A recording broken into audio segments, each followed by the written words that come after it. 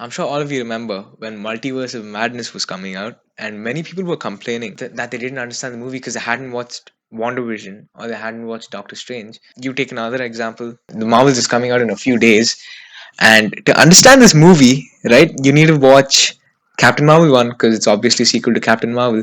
You need to watch Ms. Marvel to understand who Kamala Khan is. You need to watch WandaVision to understand who Monica Rambeau is, and you need to watch Secret Invasion.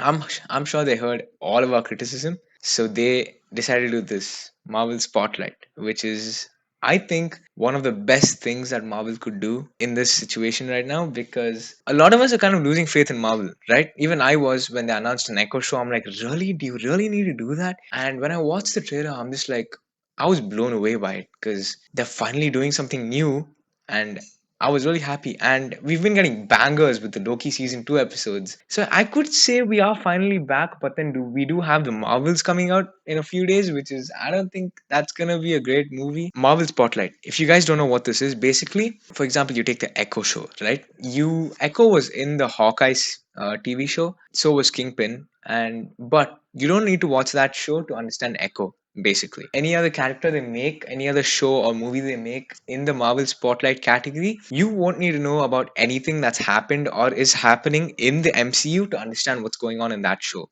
which is really smart because you don't need to watch 10 other things to understand what's happening in there. And that would just make it easier for casual fans. Because, of course, we diehard fans, and I'm assuming even you are, because then why would you be watching this video, right? For us, it's easy to watch 10 other shows to understand Multiverse of Madness or the Marvels, because that's basically our job as diehard fans, right?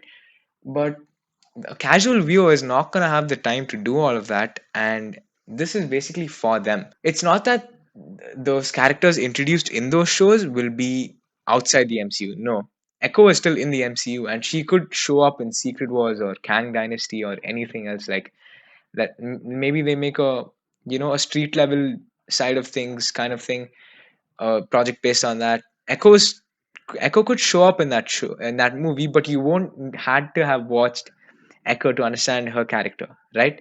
For example, I didn't watch 90% of the MCU before watching Infinity War. I basically just watched Iron Man, I watched Homecoming, and I watched a few Thor movies, and the first Avengers and the second Age of Ultron, obviously.